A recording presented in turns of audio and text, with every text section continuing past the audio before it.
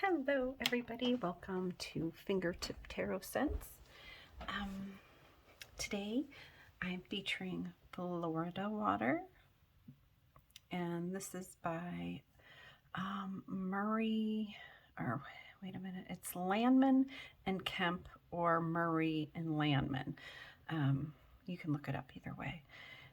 This scent is basically, it's a cologne, but a lot of people use it for some magical stuff. So it has cinnamon, lemon, cloves, bergamot, orange blossom, neroli, lavender, and rose, which I don't smell any of lavender and rose in it at all. I don't believe I smell orange blossom. What I do smell is cinnamon, lemon, cloves, I think bergamot, and the neroli. This energy that it gives off is money, prosperity, it can be love, protection, success, cleansing, purification, uplifting energy, new beginnings. There's a host of things according to the notes that it can be. But I think if you look at the notes and then the primary uses for them, money and prosperity are the top two, and then protection, success, and purification have like 2 votes each, depending on what you're looking at as far as the notes. So it is a nice scent. It's refreshing. It mostly has like a very cinnamon, very lemony, very bergamot, cloves. It, however, if you're wearing it, can lean a little like pledge, like the furniture polish. It has that lemon in there, and sometimes it's hard with lemon, but I use it for cleansing and purification and money and prosperity in my money bowl. So we will move on to our tarot reading today. This is Orion's Animal Tarot. The Animal Tarots for me are very sort of like an intuitive deck, because when I look at cards and they have people on them, I can, sort of read emotions into them and things of that nature. But with these, it's more intuitive. You can, if you know all of your, different suits and all the things that all your numbers and your major arcana and minor arcana stand for, you can definitely surmise those things as well. So, but I do a combination. So today we're going to do that's Snuffleupagus, the dachshund. I'm going to do a split or cut the deck, and then I'm going to go ahead and do for past, present, and future. He hears people outside. That's enough. That's enough. Good boy. That's enough.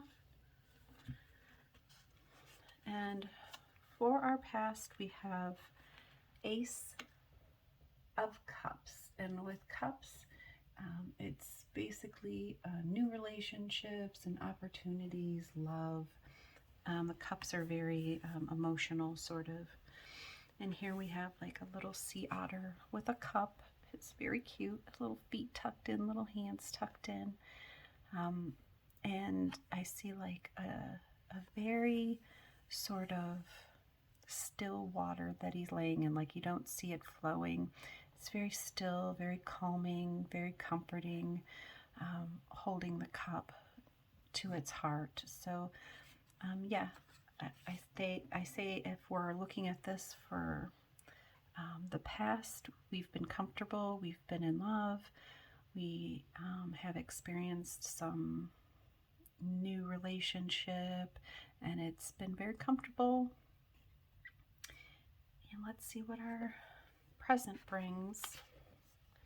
Our present brings the 10 of Pentacles. The 10 of Pentacles are very slow moving suit. And for 10 of Pentacles, it is really related to family, inheritance, and a legacy. Pentacles usually does have something to do with money, because they are coins after all. And we see a whale sort of diving down into the deep of the ocean, some seaweed coming up, and there's the surface, and it's plunging down and seeing all the different pentacles. So I believe, as far as your present, that you're working towards a good fortune. So good fortune, glad tidings. So maybe your focus was on love and a new love and comfortable, but now you're going to be working for some good fortune. And then we have 10 of Swords in the future. Swords are fast-moving. Usually it looks very diabolical if you look at the different cards. I must have gotten something on here. So this looks like it's piercing. One of the swords is piercing the starfish. And if you know anything about the swords in most people-y decks, yeah, it looks very tragic. So it's a breakdown, and that doesn't seem like a good omen for the future, does it? But sometimes we need to break things down so that we can go forward. So there might be some issues that are coming up in the more recent future that may need to be torn down. Maybe old ideas, maybe old work, maybe old relationships. And regardless of how well you take it, it's still a little heartbreaking. And that's our reading.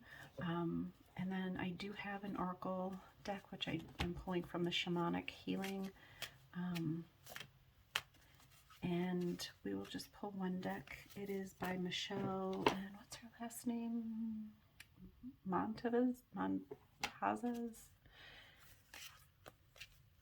And we'll just do a quick shuffle, and we'll pull one for some clarity on the 10 of Swords. Anytime you have a card that maybe doesn't feel clear, kind of pull an oracle card just to see if you can get any more insight. So that's what we're looking for. A little bit of insight. So we will cut the deck. And we look for some insight.